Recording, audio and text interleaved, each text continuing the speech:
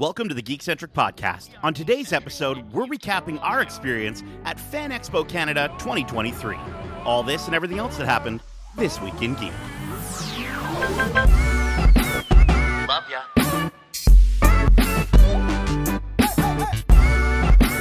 Get home safe, guys. Peace.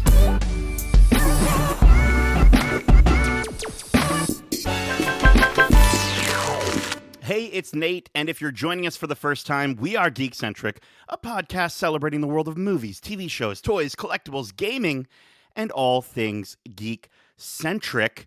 Joining me for This Week in Geek, he's always got the high ground, but he's not afraid to get down with some turtles. He's Justin the Ooze-lovin' Lawrence. Another year has come and gone, and Fan Expo has closed out the Hot Geek Summer of 2023. It feels like that, doesn't it? Feels like it. It's like another year.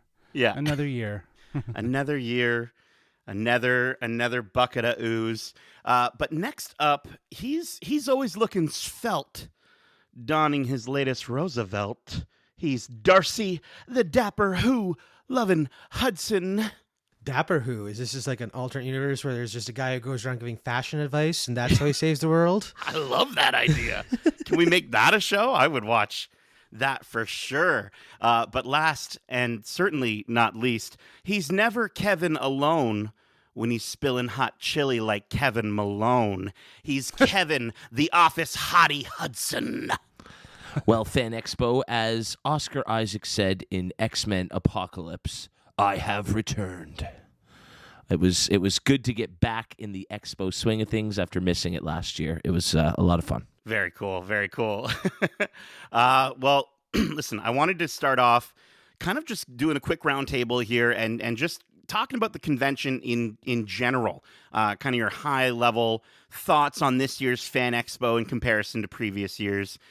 Kevin, starting with yourself, what did you think of Fan Expo 2023? I might be coming from a place of extreme bias because my last one that we did together was right as COVID was starting to slow down, but there were so many measures in place and, no seating at panels and very limited interactions, very few vendors. So this was an entirely different world almost, seemingly from the last time I went. They really stepped up their game. I thought we're going to, get a chance to talk about some of the really cool things we got to see and do, but I was really impressed from the vendors were all back, and there seemed to be a lot of new ones that we hadn't seen before, as well as some familiar old ones. But just like the interactions and exhibits and things we got to see and hang out and do, it was awesome. This felt like Comic-Con level almost, which I'm saying comparatively to years in the past, this felt like compared to the year of no Fan seats. Expo. But even the few I've been in the past, this felt like a step up for Fan Expo, and I thought that was really great to see. Very cool. Yeah, I think the main difference from past years is not even vendors. There was more of a studio presence. We had a big Paramount presence. There was a Disney presence. An Amazon Prime presence was at this Fan Expo. There was no Hasbro. There was no GameStop. I think 2019 was the last time that we saw those big named vendors kind of show up and really take over the show, if you will. But this felt inherently different, and I think you're right, Kevin. It felt very Comic-Con-esque. It felt like a way for these studios and these platforms to showcase the properties and the things that they have going on while there's a writer strike and an actor strike going on. The only one that I was surprised is that we didn't see Netflix. Netflix has a pretty big Canadian presence, and I was surprised to see that there was no Netflix at this exhibition. But overall, I think that the sentiment of very Comic-Con-esque. Yes, there was a very big studio focus this time, and not as many panels, not as many discussions. But I was very pleasantly surprised to see how many studios invested and actually took the time to create sort of very fan-centric experiences for this expo. Yeah, Darcy. I mean, we saw a lot of straw hats running around. We saw a So lot many. of banners for One Piece. I think it would have been a phenomenal, like you're saying, Justin, a phenomenal opportunity Imagine for having Netflix the boat there. to get in. I- The boat would have been incredible, Darcy. Yeah. I Give me would your not have left thoughts. that. I would not have left that Netflix booth if that was the case. By the way, you would would've have just dragged me lived there. away. I would have. Yeah, Yeah, yeah. I would have been my happy place for 4 days. Forget about what you got to do on the weekend. I'd be there the entire time. But no, it was the experiences felt bigger, and just the atmosphere was it. There was no like the lines weren't as bad. Maybe it's because there wasn't as many panels, but it never felt overly crowded when Well, we we were did there. miss Saturday, so I did miss Didn't go Saturday. Saturday, just to clarify. Yes, Yeah. I will say that. But even then, the Thursday and Friday felt like there were things to do, and it wasn't just like before the show. It felt like the show had started off with a bang, and it kept going from there. After again with all these studio presences and all the experiences, it was different from the past because the first day we spent more time looking at these experiences in booths as opposed to just walking around talking to artists or vendors. So it Yeah. was interesting fact that we spent a whole day without even setting foot in Artist's Alley, which for our group is a very odd circumstance. sure, Absolutely. Yeah. And I mean, there were, it was lovely to still see Artist Alley hustling and bustling. Oh, yeah. But yeah, I think I agree with everything you guys are saying. I think it's for me, I think it's starting to feel like it's coming back to form. It's still missing a big element that I really miss as a gamer, and we had a chance to speak with Aaron Caboose. He's a YouTuber. You can check him out on YouTube. You'll find him instantly. But he mentioned something, and I totally have to agree. I think the fact that they're still missing the gaming opportunities for this convention is a really big miss. And I have such fond memories of trying Dreams or PSVR for the first time, right? Like playing Beat Saber for the first time, or Insomniac's Spider-Man for the first time. And I know controllers and especially things like VR at a convention is something that now we all really have to be wary of given COVID and given the pandemic. But I would hope that, some hand sanitizer and they I think they could find a way to bring back the gaming scene a little bit sure. more. Intel, AMD were there with some streamers. They were raising money for charity, which was absolutely fantastic. But that entire sort of section is kind of a blink and you miss it. It's off to the right side of the South Building, and it just. I think that they could have done a little bit more to get gamers kind of excited for this year's convention. Well, like to the point of what you're saying, they just added a streaming section, or sorry, a gaming section that allowed people to just interact with each other by playing one another and playing online. It was sponsored by Bell, and it was there. But to your point, what was missing were those vendors. Like, where was Nintendo? Right. PlayStation was there promoting Spider-Man, but it wasn't, like you said, it wasn't as interactive. There was a photo op. You could see the new controller or the customized plates for the PS5. That's about it. It was a little soft. So, like, I absolutely agree. I think that where in 2019 we got to play Spider-Man 1, right? We got to play parts of Nintendo. Nintendo had a huge presence. There was a big ass like cube on the top that just said Nintendo. PlayStation had the VR. Everything was there. It's just it feels like gaming has definitely taken a step back when they should be looking at this, because as far as I know, E3 is no longer a thing, right? Like, Absolutely. right? Yeah, there's So, a big opportunity, especially, and there always has been an opportunity in Canada, and that's kind of where Fan Expo sort of felt right. kind of like they were able to fill a little bit of that void for us Sure. Canadians. So maybe, I don't know, maybe it's a thing where it's like Nintendo didn't really put an offer in. They don't have anything to promote. You know what I mean? They're going to probably maybe wait till next year.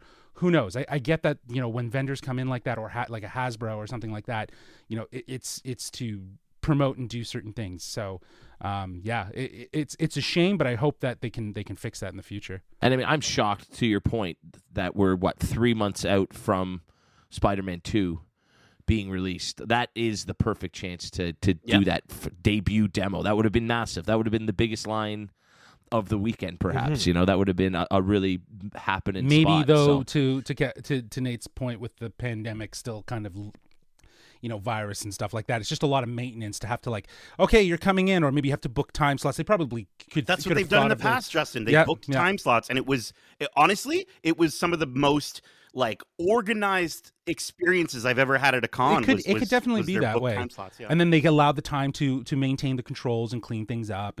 But yeah, it's a total missed opportunity in my opinion. And just to talk about the hand sanitizer thing, one of the experiences we were at was a very hands-on experience, and the first thing they had you do was give a good scrub down with hand sanitizer before you can approach this thing. So I mean, it's not like I it's could have used impossible. some hand sanitizer after that experience. For sure. Well, let's talk about that experience and the other experiences that we got to check out. In terms of these installations that we mentioned, we're going to kind of focus on South Building here. For those who don't know or have never attended the convention in Toronto, at the MTCC is split up into two main halls: North Building, South Building. North Building, you're going to see a lot of exhibitors and retailers selling their wares, and as that's also where all the celebrity signing booths and photo ops take place. And we had fun chatting with our friends at Layered Butter. Shout out to Layered Butter, Toronto Collective, and Roosevelt's for the first time in Canada in the North Building. But we spent the majority of our time at the various activations and with the artists in Artist Alley in South Building. So let's kind of start there and talk about the heavy hitters this year. Justin, you already mentioned them: Disney Plus, Paramount Plus, Amazon Prime. Let's kind of go around. Kevin, for yourself, which one would you say you enjoyed the most? I mean, I got to live out my cowboy fantasy. I got to put my my cowboy boots on and be Kevin Costner in the Yellowstone Ranch. That was a very cool little setup they had. I think Paramount did a terrific job with the three sets, if you will, that they did. 4 sets, I guess it was. Mm-hmm. I think they did a really terrific job. But for me, I'm going to go with Yellowstone just because that was a lot of fun, even though Nate ruined our group photo by not not getting the vibe of what Yellowstone Yeah, you smiled, is man. about. We're cowboys. Cowboys don't smile. Thinking back to it, I'm thinking we all should have said "rip" as the photo was being taken, maybe. Absolutely. But Justin, I know Kevin had mentioned some hand sanitizer usage. For yourself, what was your favorite part of these 3 installations? I loved the Ahsoka booth. I thought it was really great to see actual props from the show in the space. Like that's effort, in my opinion. There's a lot of effort, obviously, in Paramount, what Paramount did, but to get those props over here to create like this sort of Like mini Chopper museum was in the building. Yes, and like to create these sort of like mini museum experience where you can see it. It may just seem like, okay, they're just these things kept in glass and you get to ooh and ah at them, but it's pretty cool that they went to that effort to bring those elements to Fan Expo. So I appreciated that, Disney and Lucasfilm, they made that happen. Cool little photo op, which that was pretty cool there as well. But no, I think you look at something like what Paramount Plus did with their Paramount Lodge, and you really see this sort of here's all of our main things that we're super excited about that we have on our platform, which is Yellowstone, Twisted Metal, and of course Teenage Mutant Ninja Turtles, and Star Trek and SpongeBob. So to see these larger than life turtles in their little vignette, if you will, their little setup within the lodge, it was pretty cool. It was pretty dope. I definitely bought some toys later because of what was there, because it was definitely a toy showcase. It's kind of a toss up between the Disney Plus Ahsoka booth and the turtles. Well, just speaking of the turtles, how sick is that new toy line? It is so reminiscent of the one based on the early 90s cartoon show that I had. And so like to see a new turtle van and a new turtle layer play set, like it was like, oh man, they riffed on the old school style, and they just updated it with all the new stuff, which is, again, it just like the movie, it plays into the nostalgia. So I think it was really important for them to have that presence and to be celebrating the success of that movie, because that movie is definitely doing well with turtle fans and just fans in general. So it was great to see that, again, just the commitment that, like, that's a word I'm going to use a lot, is like with all 3 of these booths, they committed. They they didn't sell short. Like, again, I use the Nintendo reference from 2019, right? And big epic presence. And then I think it was last year, it was just a fold up table, and Nintendo had, that was they were on their way out. Yeah. When it was crazy to see, right? Like, it was absolutely crazy to see. So, there you have no effort. Here you have effort beyond anything with the Ahsoka booth presented by Disney Plus, the Paramount Lodge, and the Prime photo booth ops. So yeah, kudos to all three of them. And I'm glad we went when we did. Like, that Thursday preview day is awesome. The crowds are so small. The lines are shorter than they'll be for the rest of the weekend. I mean, just going past those booths on the Friday, the lineups were significantly longer. So it definitely paid to go as early as we did, specifically when it came to the Turtles.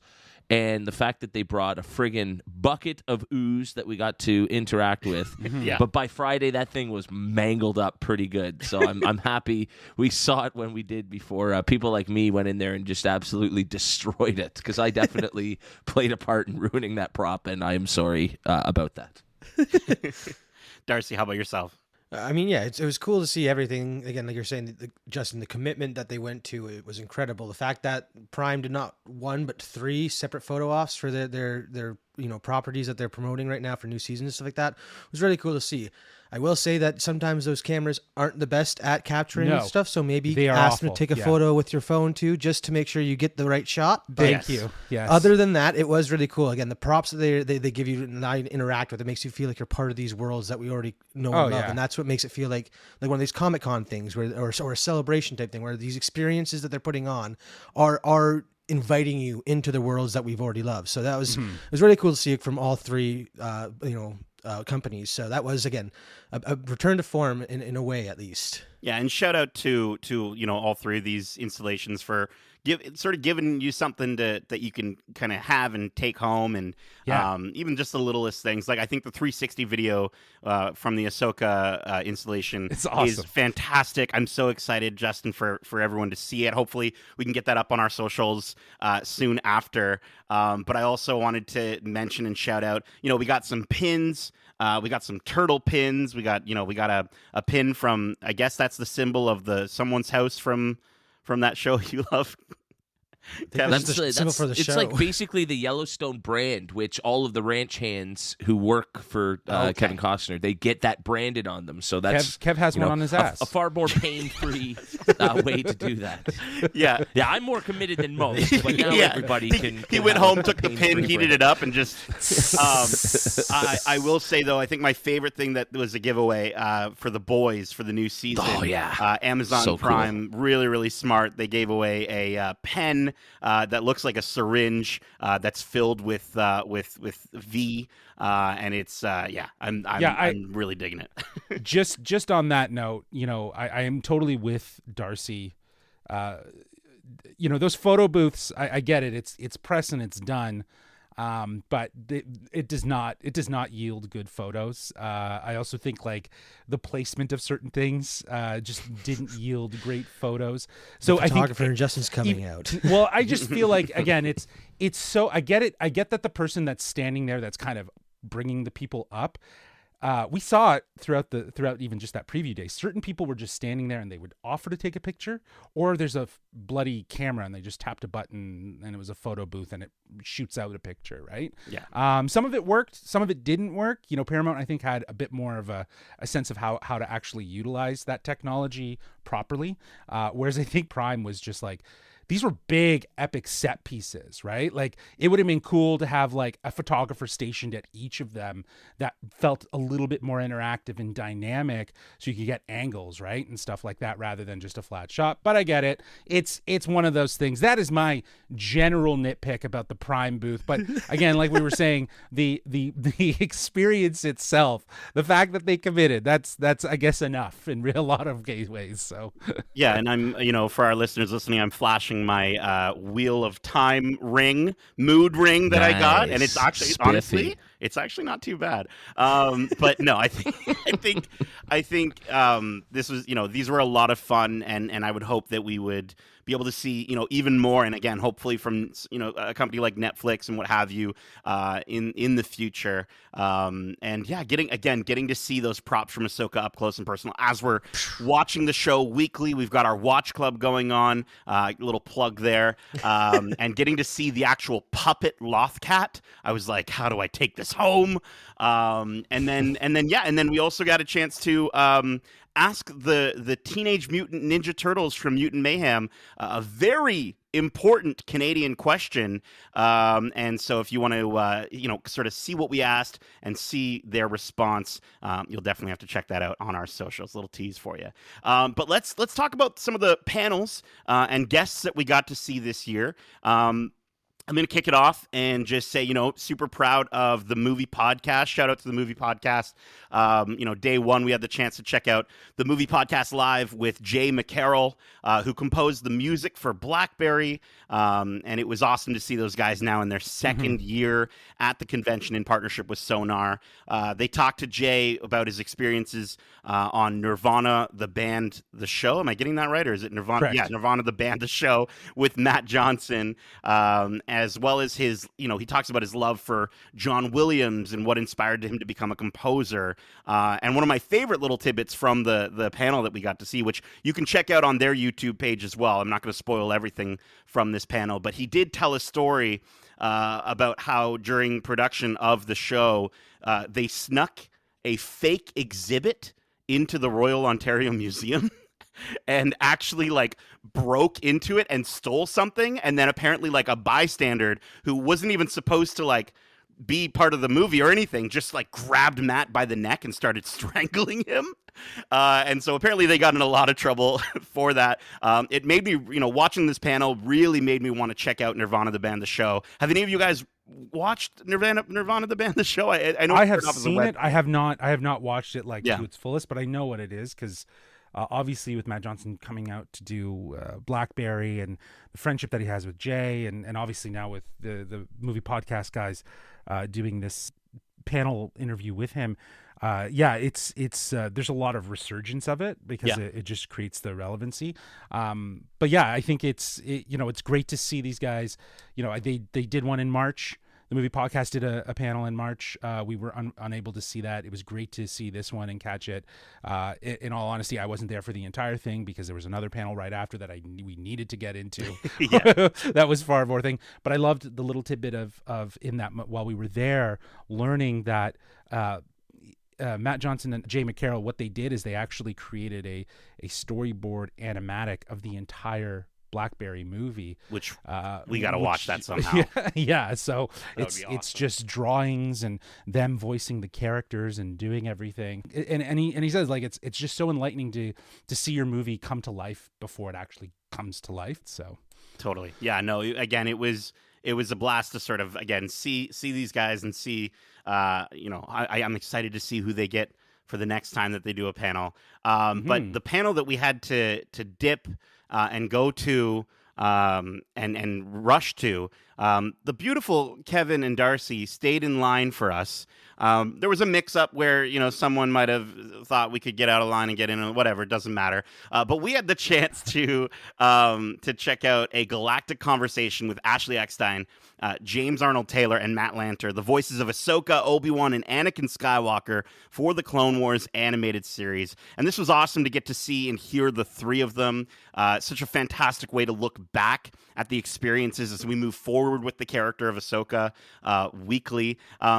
Couple of little fun facts that we learned during the panel. I will say, obviously they can't really talk about upcoming stuff or ongoing stuff or anything like that. Well, that was interesting. That we had a huge question mark about how that was going to be handled. And sure enough, for two of the panels that we went to, there was sort of a opening disclaimer to kind of say, don't ask any questions about future projects, which I think is great. So, at least gave people the foresight of understanding that, yes, there is a strike going on and that there's certain things that they can't talk about.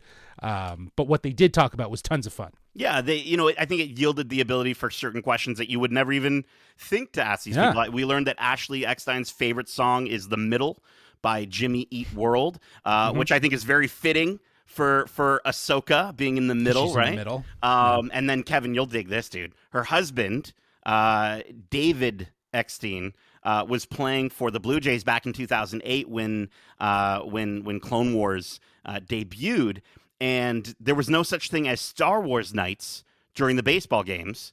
And apparently, Ashley Eckstein is the one pretty much responsible for Star Wars nights becoming a thing. Have you had a chance to that's go to a very Star cool. Wars night? I actually have not been to a Star Wars night in Toronto. I have at a couple other ballparks during my touring. But no, I know they do it every year. The commercials are some of my favorite. The commercials leading up to it, they generally have a lot of fun with those, and they're pretty creative and funny. But no, yeah, David Eckstein was a pretty. He only played for about half a season before getting traded at the trade deadline in his season that he was playing with us. But he was a good player. Dope. That's a little bit of baseball side from Kevin. I love it. And then Matt Lanter discussed how he originally auditioned, get this, Darcy, for a character named Deke Skykiller. Which, like, that's I mean, if it's Deke Skykiller, you're like, it's probably Star Wars. But he talked about how coming into the role of Anakin, he borrowed inflections from Hayden Christensen, but never tried to copy his sound. But then James Arnold Taylor, who's a veteran of voice acting, he was asked to sound exactly like Ewan McGregor as much as possible. And then, over 100 episodes, he was able to add himself. But he mentioned a quote where it was something like, and I might butcher it, but he's like, if Christopher Walken was asked to voice a cow, it should sound like Christopher Walken voicing a cow. Whereas if he's asked to voice a cow, it should sound like a cow. And then he went on to go, moo. And it was the best Christopher Walken doing a cow ever. And Justin, I know you were up sort of filming and capturing anything. Was there anything that you took away from this panel as well? Well, I really enjoyed how the whoever asked that question. It was great to. I think it might have been the actual panel host, but the idea that Matt Lanter doesn't have to really do much to try to sound like Anakin, but it's entirely integral for James Arnold Taylor has to sound identical to Ewan McGregor, which he's done voice work apparently in the past for Ewan McGregor on other things, so It only made sense. And I don't know, he says he found a balance between doing Ewan and doing Alec Guinness, which obviously Ewan was already trying to do Alec Guinness but made it his own. So his Alec Guinness, when you see old Obi-Wan later in like Rebels, it's like spot on. So good how he nails Alec Guinness, Sir Alec Guinness. He is. It's perfect. It's so good. So I really enjoyed the fact that he found a way to create his own Obi-Wan voice by merging the two of them together, and making something unique. So it's really cool to learn that. The last neat thing that I just want to quickly mention with Ashley, we learned that Ahsoka was originally going to die in Clone Wars.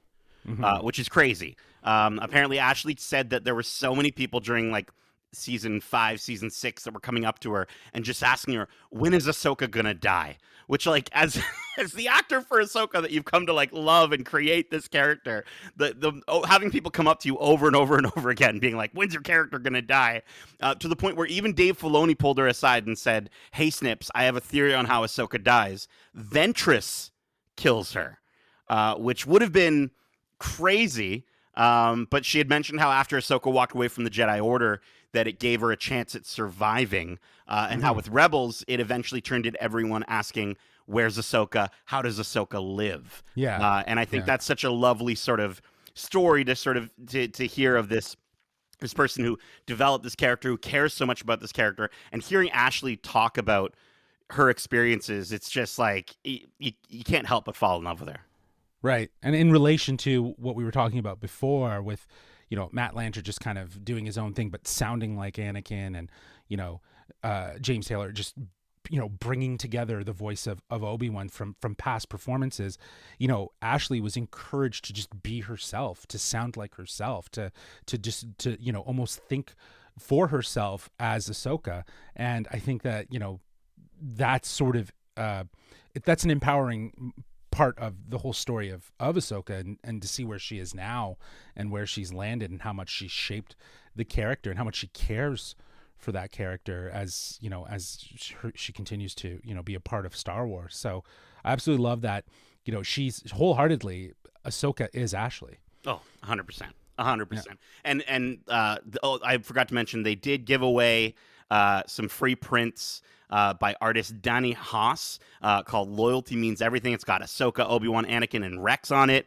And cool. We were allowed to use Darcy's poster tube because we managed to steal him an extra one. But let's get to this next panel that we had during that day. And I kind of want to kick it off to Kevin, our own Kevin, because we got to check out the team up with Brian Baumgartner, Kate Flannery, and Leslie Baker, Kevin Malone, Meredith Palmer, and Stanley Hudson from The Office. This was such a treat, Kevin. What were some of your takeaways from this one? Yeah, this was great. What is Brian Baumgartner? Hi, hello. That's my very bad Kevin impression. But no, this was a lot of fun. I will say, I wish it was more of a moderated discussion, sort of controlled a bit more by the moderator rather than being entirely Q&A with the fans. I know that's a really cool opportunity for people to get to talk to these characters who they're absolutely in love with and have been watching for 10, 15 years, but it can get a little maybe repetitive. There's some bad questions, even the three, you could tell we're like, oh, can you stop asking questions like this? We don't want to answer those. But no, I think it was a lot of fun. I know basically every piece of trivia about the filming of the show that there is to know, so it's tough for me to learn new things, but it was fun to hear these stories that I'm familiar with again from the people playing these characters directly. So overall I think it was a really fun chat, a really fun discussion. It's crazy to think that The Office will be 20 years old next year. That is absolutely mind-boggling, and that it's been off the air for 9 plus years at this point. That's absolutely insane. But I haven't done one of my rewatches in a few years, and this weekend definitely got me thinking I might have to slap that on in the background while I'm working and do another run through because it's been a while, and I love the show. So no, I think it was really, really cool. I think it was really neat to see how, they were talking about how much they were able to, how the writers were inspired by their own lives to bring them into the character, and what wasn't really lining up with what they do at all. Like, again, Brian Baumgartner getting all those, the basketball episode, he was just shooting hoops because there was a hoop to play with, and that was all one take, but he has never picked up an instrument in his life. Don't ask him to carry a tune. So it was funny to see how much Kevin is Brian, how Kevin is different from him. I also like the fact that one of his stories was the fact that he only recently realized that nameplates don't work where they face you. They're meant to face away from you, so they know who they're approaching. So that was a really fun story to hear from his lips. And again, and Kate Flannery was having so much fun too. Just you can see how much love she has for the character, and how she loves the fans, love Meredith and all her quirks and eccentricities. It was so good. The fact that her favorite moment is to get hit by a car, I think is pretty iconic. But from hearing Brian go, "Did I stutter?" Like that was pretty dope. Like I laughed my ass off. Well, because he mentioned, or somebody had mentioned how Kevin or Brian was originally auditioning for Stanley. Yes. And that's, I love that. Yeah. So good. I thought that was really great. Shout out to the kid who asked, I think, a question. The first kid was funny, but he was. Oh no, he went from cute and funny to cocky and annoying really quickly. Really quick. Yeah. But the other kid that came the other kid that came up towards the end asked a really great question. Good. Like, which character do you from the show do you find, incredibly annoying that you wouldn't actually hang out with, but is played by someone that is genuinely really nice, and so people shouted out Steve Carell, obviously, Ed Helms as well, for being outstanding people, but the characters that they played as Andy and Michael were just awful. So I think that those little insights, fun ways to ask the questions, it makes for interesting. But I agree, Kevin. I think a more moderated, a half and half would have probably been great, where it was half moderated and then giving time for questions. But that said, we did get some fun questions. There, some of them did become a little bit repetitive. Like how do you not break character? How do you not break character? I think I heard that like 3 times, and it's hard to kind of navigate those things. And I get it. If you're in the line, it's like, oh, my question's already been asked, but I'm going to ask it anyways again. But maybe switch it up, and you don't really do it that well. So I don't know. But yeah, it was still great to see them come together and sort of share the experience of what it was like to be on The Office. Well, and I'll give a shout out to the fan who went up and said, "Thank you all for coming today." That's what she said. That was excellent. That was well done. Yeah, really good stuff. And I think the fact that it took 10 years for, as you were saying, Darcy, Brian Baumgartner to notice that Kevin Malone's faceplate was facing him, and that was one of the things he took home along with his jar of M&Ms. He also mentioned Ricky Gervais. How he had a conversation with Ricky, and Ricky said that the greatest thing that he ever did for the U.S. office was nothing. And I think that's very true. I think the fact that they really made it their own thing. They really brought it and just went on to be so successful. I thought it was interesting that Kate Flannery was not in the pilot. I didn't realize. I didn't know that. Apparently, the woman they brought in for Meredith, Leslie said she was crazy as a road lizard. Is the exact quote that I had from him. But crazy.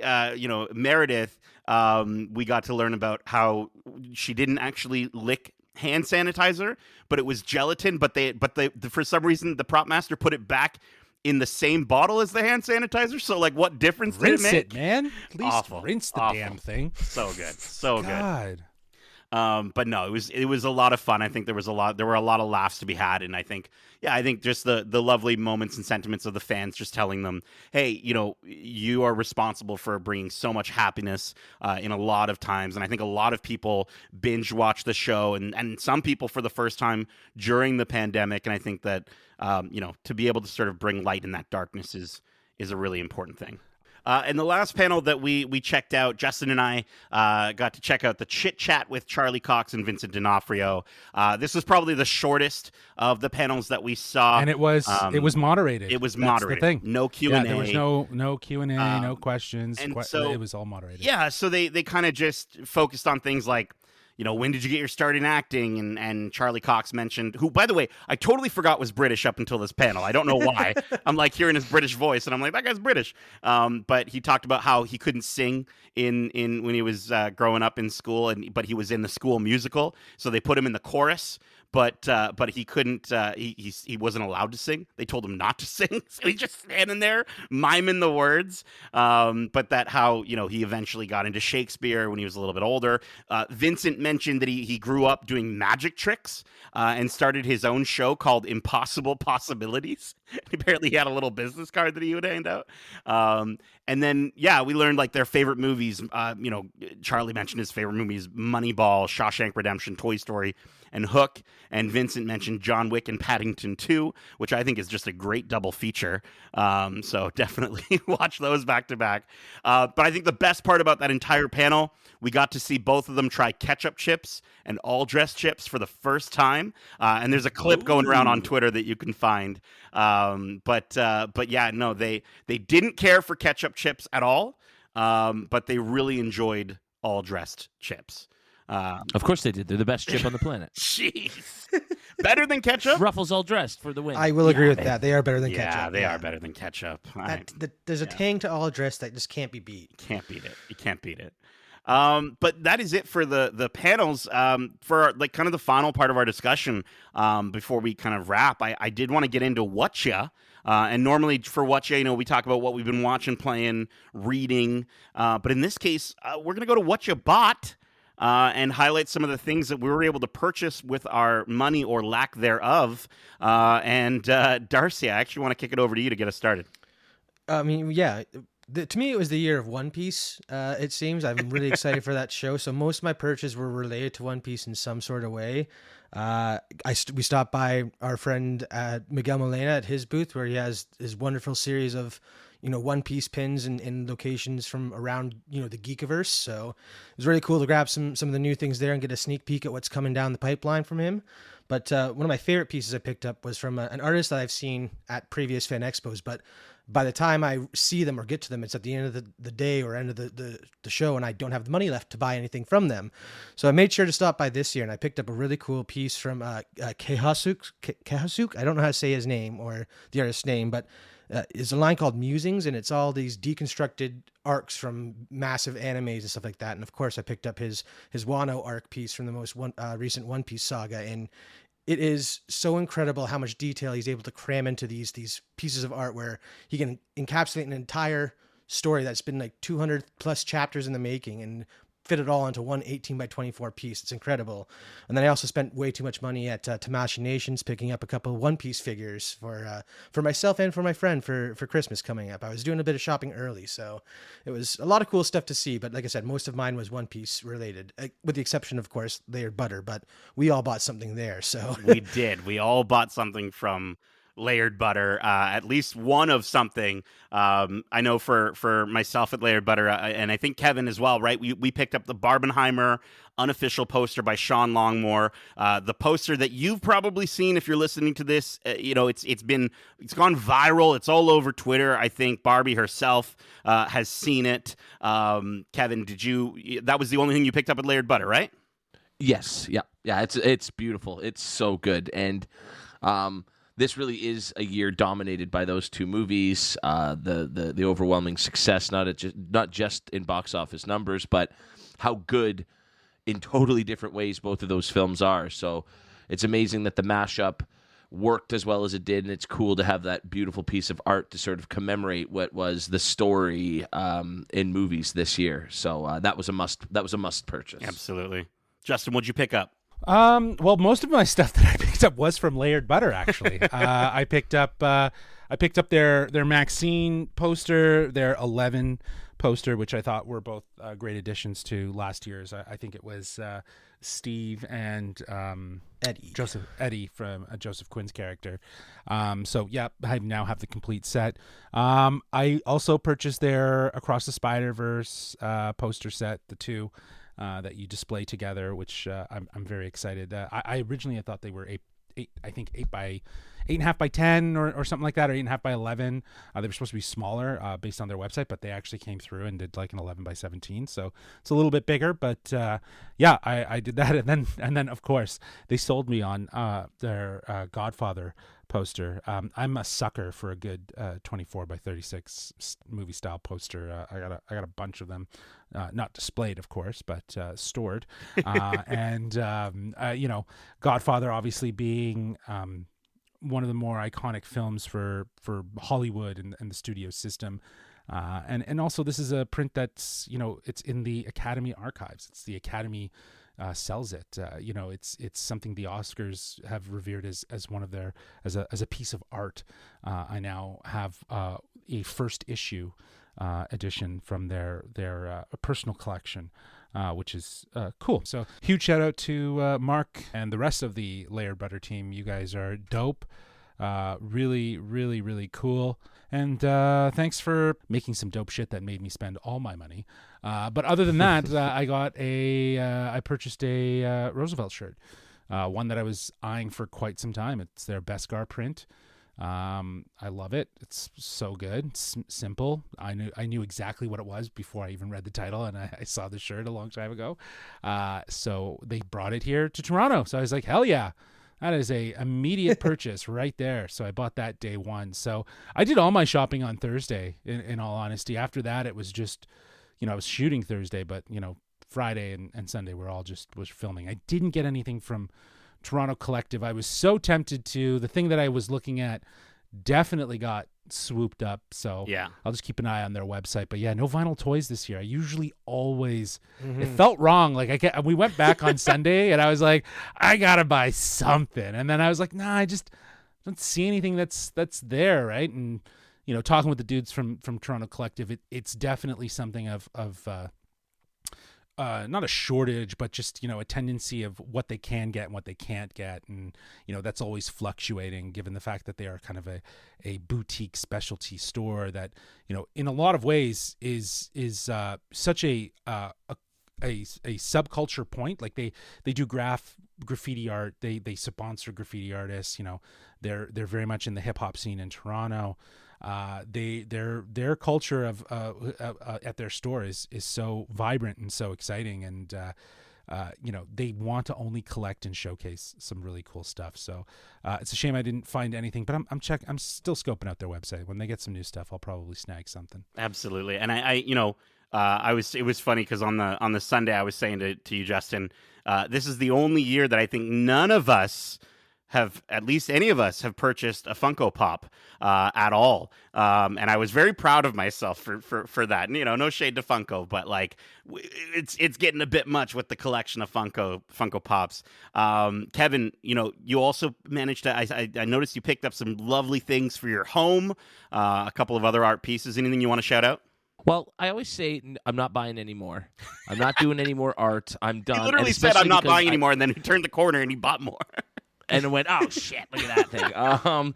No, because like I hung up all the stuff that I've purchased over many, many years and conventions and just never really had room for it. But now that I have a basement that I can sort of turn into my geek den, I was able to hang it all up. And I went, nope, I got no more wall space, so I'm not buying anything else. And then we did our tour of Artist Alley, and it was all over from there. We didn't even get into Artist Alley. You like, as soon as like, you cut the corner, you were right like, on the. done. She had a really primo booth spot, and I saw this thing from about 100 feet away. That's how much it stood out. It's actually by an artist named Samantha Anderson from One Crafty Mother. And they do wood carving.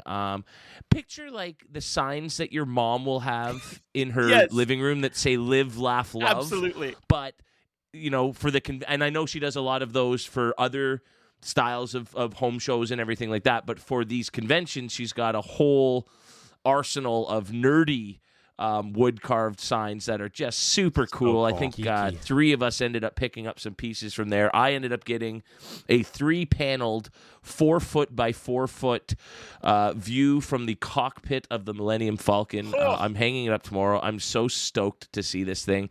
Normally I'm like, no, I'm not putting any nerdy stuff in my house. I keep that for the basement or my nerdy spaces, but this one is like, this is going front and center in the middle of my living room, proudly hanging on the wall. I can't wait to see it. But so she had a lot of great stuff, and her website is One Crafty Mother. Definitely worth checking out. She's a Calgary-based artist. Just the most like absolutely beautiful pieces, and like just so many, like honestly I would say out of all of the things we saw, the most giftable, I would say, things that we saw. Yes. Like just so many things where like, oh, my friend needs this in their kitchen, my friend needs this in their bathroom, and yeah, I absolutely. Like Darcy and I bought something for our mom at that booth, you know, like Which is it's awesome. like that's you can't say that often at a fan expo. And it's great too, because it's like you said, Kevin, she brought her geeky game to this con, and it really did pay off in a lot of ways, because there's so much, you know, geek fandom around Star Wars and Disney and Lord of the Rings and Harry Potter. So many nice Lord of the Rings pieces. And she had some great, authentic, that just felt more textural and tactile. You know what I mean? Like more interactive than just prints. Don't get me wrong, there's some great prints, and that's all I bought. But, you know, to have these sort of sculpted pieces that, you know, she's put together, like that cockpit scene, and I think it's as they're flying through hyperspace, right? Like hyperspace is happening. So she had a beautiful one of Hoth that was absolutely fantastic. It was hard not to want to purchase that, but like yourself, I'm like, where the fuck am I going to put that? But you know, even her smaller things and like these little quotes and funny things that are like from movies or TV shows, and just funny geeky little lines and stuff like that. Like I thought it was such a great way, as you said, to like bring something that feels like it's overly niche and conventional, and just kind of adapting it for the sort of geeky fandoms that exist at Fan Expo. Yeah, for sure. It's making, again, it's not so in your face nerdy. It's more subtle and artfully done, just like those signs that hang on a wall in your mom's kitchen or whatever. It feels at place in a home, and not so much in a geek's, you know, little basement like we have, Kev. Yeah. So it's very cool to see that their geekiness is getting to the point where it can be integrated seamlessly throughout the home, and you're not going to ask questions. Well, yeah, he's going to be hanging a big piece in his living room, right? Exactly. You know. And then, of course, I also found an artist who I don't think I've seen him in years past, or at least I haven't noticed him, but I instantly loved his style. It's very kind of new school tattoo art is kind of what his style looks like. And he had a picture of about 20 wrestlers from the Attitude Era, and that was a break halter. I was like, whoa, look at this piece. You don't see a lot of wrestling stuff at these things. And it was really awesome. And then just looking around, this guy is definitely like our age. He grew up with the exact same stuff that we grew up with and loved. So I got 2 wrestling pieces. I got some really nice. What was the other pair I got? You got The Disney villains? Yeah, the Disney villains. Oh, yes, the Disney villains. That was really, really cool. You had the classic villains and then the villains from the Renaissance era, the resurgence of Disney in the 90s. And then I picked up a couple just random pieces. I mean, he's got this wicked one from The Mummy. When do you see art from The Mummy? Right. Like, let's go. That's an underrated favorite of mine from growing up. I honestly could have bought 20 of these things. Oh, yeah. And I was like, I know exactly where I'm going to put them. And I'm sitting here looking at the spot, and it's full of pictures. So I have to rethink where I am fitting these things. Because honestly, I was not lying when I said I do not have any room. But I couldn't resist. The artist's name is Jackson G. I'm not sure how you pronounce it. It's G-E-E is his last name. But so jacksong.com. He's all over the socials. Go check out his stuff because he's got a really, really cool, vibrant style that I really like. Yeah, I loved talking to him too because his art style is something that I would always want, like, aspired to want to like illustrate like.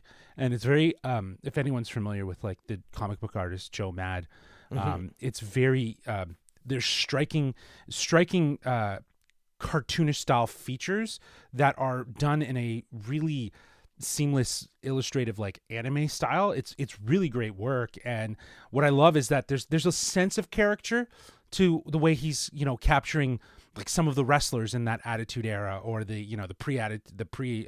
pre-Attitude Era with like Hogan and Macho Man that feel very character, or Ultimate Warrior to a certain degree, or even Brandon Fraser in that Mummy one that you got was pretty awesome. So there's a level of that, but like you said, like it's so dynamic in the sense that it feels like it's more than just a movie poster. He's definitely someone who grew up in the same sort of geeky fandoms as us, because he, like, talking to him, he was just like, I decided to do this because I grew up with him. I'm like, yeah, that makes a lot of sense, like that's why. Yeah.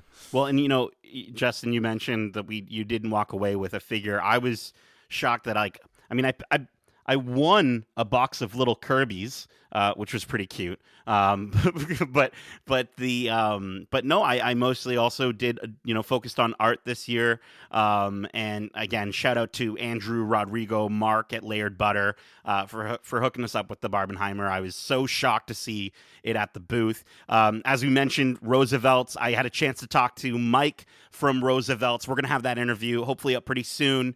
And just, you have to check out Roosevelt's if you haven't. These shirts are some of the most comfortable, phenomenal shirts. Like, Kevin, how many compliments did we get coming into the convention? We decided to wear 4 of the same shirts, which were the London Star Wars Celebration exclusive, and we were all rocking it like it was our bowling team uniform. How many compliments would you say we got, Kev? We were barely out of the parking lot walking to the convention on the first day, and we had a couple compliments, and it just never stopped. And they are really striking. They're really visually appealing, and you can see them.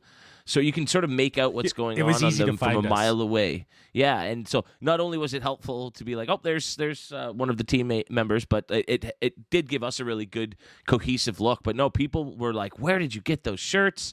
So I'm excited that we picked up another team set that we can rock at a future convention. We were a little hesitant to do it at first, or at least some of us were, but I think the gamble paid off because, boy, we were getting attention all day long, dozens and dozens of compliments. It was funny. And then we even got to meet a couple avid collectors who one of them runs a buy and sell resale site. I had no idea that there was this growing community of Rooseveltians that are in on what designs are coming out and where they're from. I didn't know our shirt was worth more than twice of retail value. Let's go. These things are like, they are literally collector items that you wear, which is such a neat and different thing. Yeah. Like, they've got a really cool, unique shtick going on right now. Yeah, and I thought that was hilarious. Like, it does make sense. Like, there is a sort of limited quality. Their drops are sometimes, like they drop them and they see who, how many they'll sell. I think Beskar actually went pretty quickly, and I was like, damn, I missed it. And they ended up doing a reissue of it, right? Because it did so well. So like, I think in a lot of ways, it's crazy to see how the collection, I guess it kind of goes with like sneakerheads and hype beast sort of stuff, but it's like geeky hype beast. Like, I don't know, like it's wild, right? So I thought it was really cool. They went so far as to release not one line of exclusives, but two separate lines, where they had the Star Wars exclusives coming out on the 3 days, and then they had their own, a Toronto-based print that was, the blue and white of our sports teams, and it was really neat to see that. I mean, I did pick up 4 of the shirts because I'm a sucker for Roosevelts. They can take all my money, but I got one from my dad, who again is a diehard Disney fan, and just when we go to Disney, this is the perfect shirt for him to rock his pride and get complimented on, because they're so good. They are compliment generators, and every shirt I wear, someone always has to mention it to me, and it's nice to be able to wear your fandom and get appreciated for it. Like, it's cool.